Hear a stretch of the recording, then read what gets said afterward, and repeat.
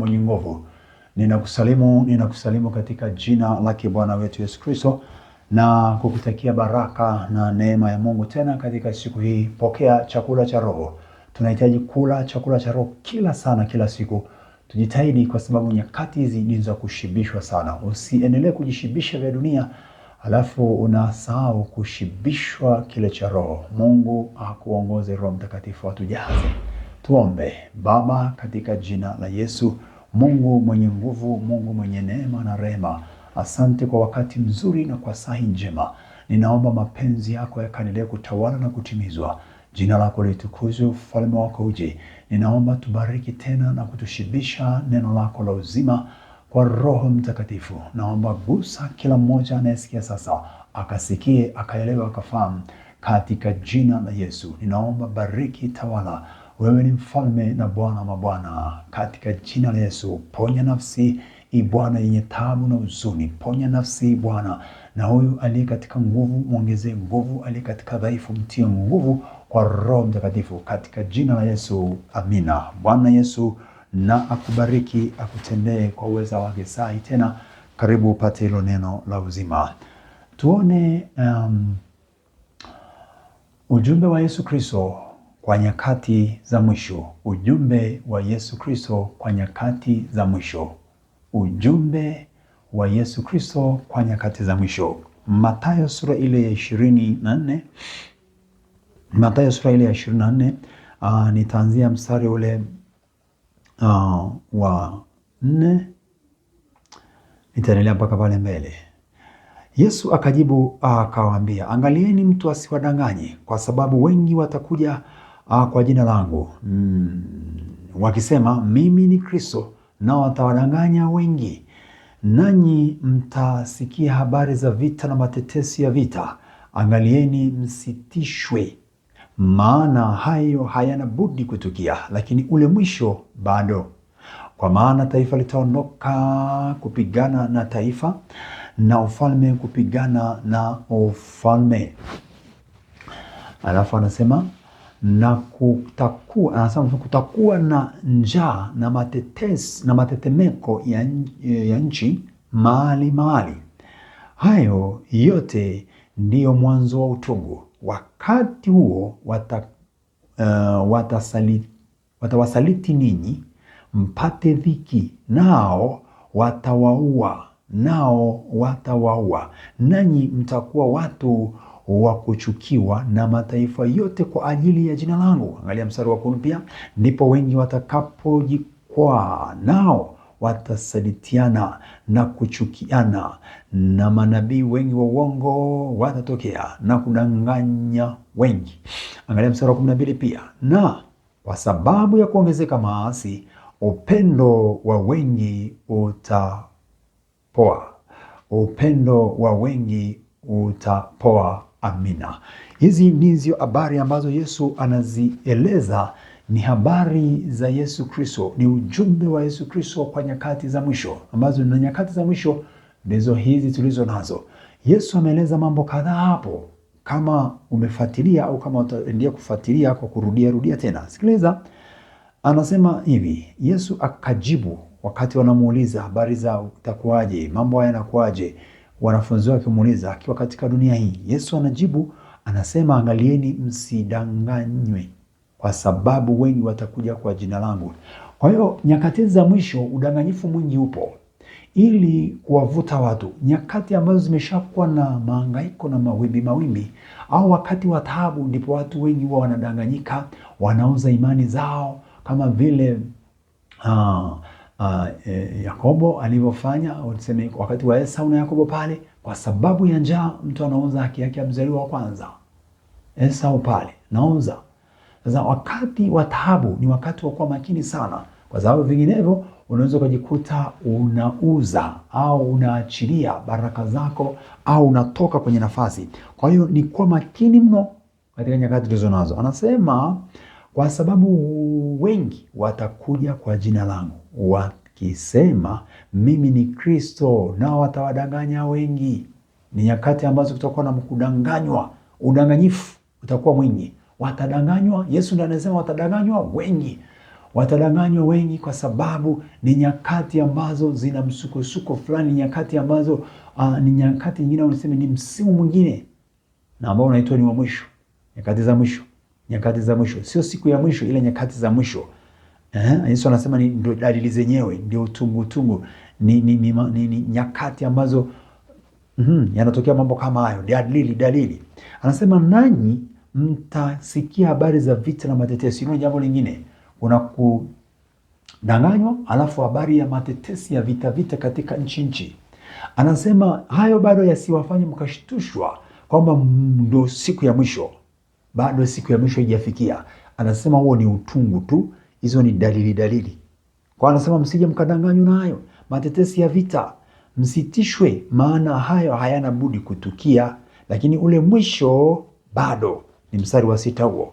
Alafu mstari wa 7, kwa maana taifa litaondoka kupigana na taifa na ufalme kupigana na ufalme. Kutakuwa na njaa na matetemeko ya nchi, njaa na matetemeko mahali, njaa na matetemeko. Hayo ni matukio ambayo yatakuwa yanatukia. Hayo ni mambo ambayo Yesu anasema hayana budi kuwepo. Hayo nayo yatakuwepo, matetesi ya vita, matetemeko, njaa, dhiki, mambo magumu yatatokea mahali.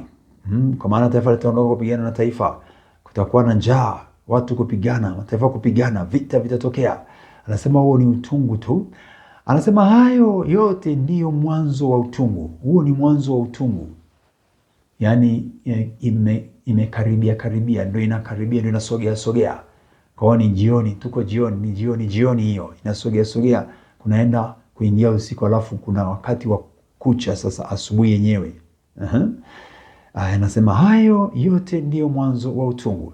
Wakati huo watawasaliti ninyi. Hilo ni tukio lingine au ni mambo mengine ambayo yatatokea nyakati za mwisho. Kusalitiwa, mtasalitiwa mpate dhiki. Kusalitiwa na kupata dhiki. Hawa ni wana wa Mungu ambao watatendewa hayo, kusalitiwa na kupata dhiki. Nao watawaua, nanyi mtakuwa watu wa kuchukiwa na mataifa yote kwa ajili ya jina langu. Kuna kuchukiwa na watu wa mataifa kwa sababu ya jina la Yesu. Kusalitiwa na kuchukiwa ndio matukio yatakayotokea. Yesu ameshatueleza haya ili yakitokea tujue Yesu alishasema habari ya kuchukiwa, habari ya kusalitiwa, habari ya kusalitiwa na kuchukiwa. Na nyingine anaeleza hapo nini? Anaeleza nyingine hapo habari pia ya kuuawa. Hata kuuawa, kuna kuuawa. Takuwa watu wa kuchukiwa na mataifa kwa ajili ya jina langu. Ndipo wengi watakapojikwaa, nao watawasaliti na kuchukiana. Kwenye mstari wa 9, wakati huo watawasaliti ninyi mpate dhiki, nao watawaua. Kwenye mstari wa 9 amesema nao watawaua. Kwa hata vifo vitatokea, kuuawa. Unaweza kushangaa mtumishi wa Mungu anauawa, watumishi wanauawa, Wakristo wanauawa. Ni nyakati ambazo Yesu amezieleza zinakuja. Inawezekana na vingine umeanza kuviona. Nyakati za mwisho.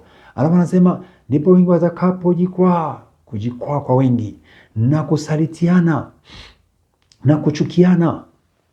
Sasa inawezekana wengine kwa wenyewe, wao kwa wao. Wakati mwingine Wakristo kwa Wakristo tunasalitiana. Hata sasa nyumba moja watu wanaweza kusalitiana, wanaweza kufanyana mambo mabaya kabisa ya kishetani. Anasema nao watasalitiana na kuchukiana, kusalitiana na kuchukiana. Alafu anasema na manabii wengi wa uongo watatokea na kudanganya wengi. Kwa hiyo manabii wa uongo, au sema watumishi wa uongo wengi watatokea na watadanganya wengi. Watumishi wa uongo wengi na kudanganya wengi. Watakuwa wengi, kwa hiyo watapita maeneo mbalimbali kudanganya, kwa watadanganya wengi. Jihadhari, kama makini. Nyakati za mwisho, kusalitiana, kuuawa, hata kufungwa, na kuchukiwa. Utachukiwa Ukristo, watu watachukiwa. Utashangaa mbona watuchukia? Ni kwa sababu ni nyakati ambazo Biblia imezisema, Yesu amezisema, na hazina budi kutukia. Zitakuja. Ilichosema Biblia, wakati wake unakuja, kitatokea. Alafu anasema na manabii wengi wa uongo watatokea na kudanganya wengi. mstari ule wa 12, na kwa sababu ya kuongezeka maasi upendo wa wengi utapoa. Upendo wa wengi utapoa. Na ni nyakati ambazo tunaona vitu kama hivyo vipo. Watu upendo ni kama umepoa. Kuna baadhi ya watu upendo umepoa. Upendo umepoa. Sasa mpendwa, jitahidi sana, tujitahidi sana, tung'ang'ane, tuendelee kudumu katika upendo.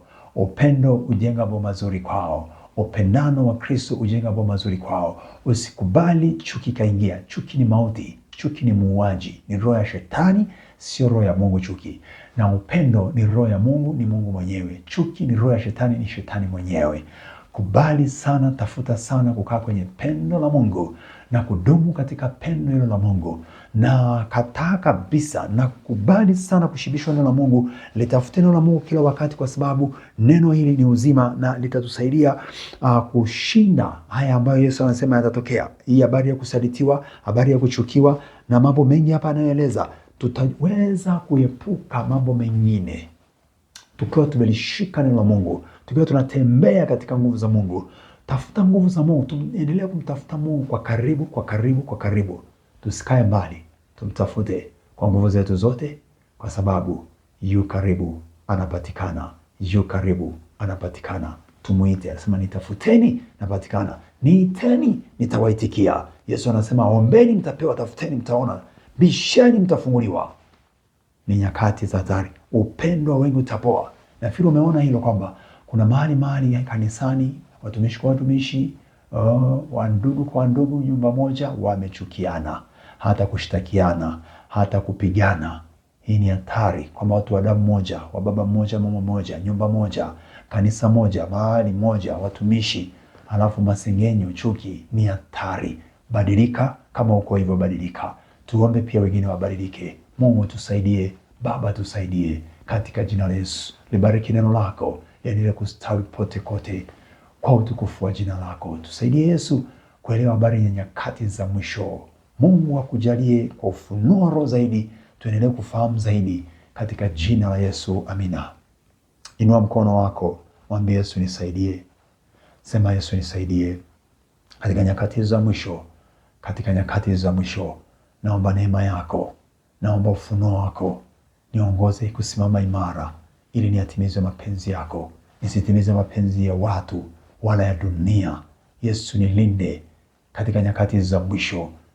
Roho Mtakatifu nifunulie zaidi, nizidi kutambua, katika jina la Yesu. Endelea kuomba. Baba, tuomba utusaidie nyakati za mwisho. Nyakati hizi mambo mengi, mambo mazito, mambo ambayo ni ya kutisha, mambo ya kuumiza na kuhuzunisha. Ninaomba rehema zako, Mungu mwenye rehema, katika jina la Yesu Kristo. Ninaomba fadhili zako, Mungu mwenye fadhili, katika jina la Yesu Kristo. Ninaomba uponyaji katika malango yetu, katika kanisa.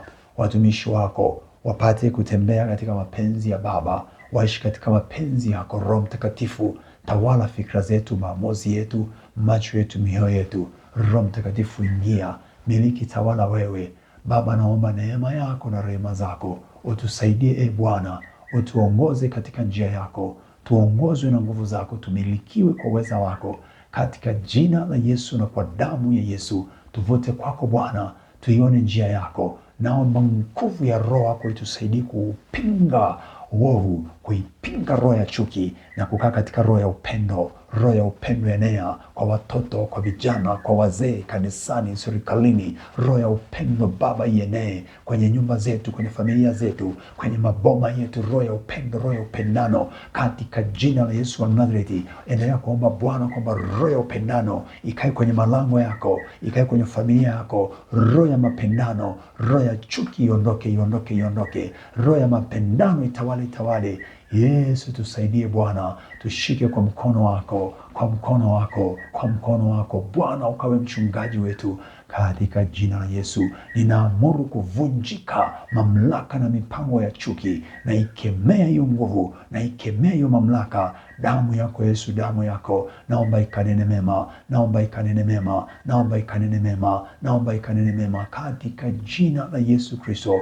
nguvu zako, uweza wako Bwana, ukatumiliki, ukatufunike, ukatutakase Bwana. Naomba Baba tusaidie, tuzidi kutambua nyakati tulizo nazo, majira tulio nayo, msimu tulio nao na ambao unakuja mbele yetu. Tufunulie, tupate kuelewa Bwana Yesu, kwa huruma yako, kwa rehema yako, tuhurumie, tusaidie, tusije tukaangamia.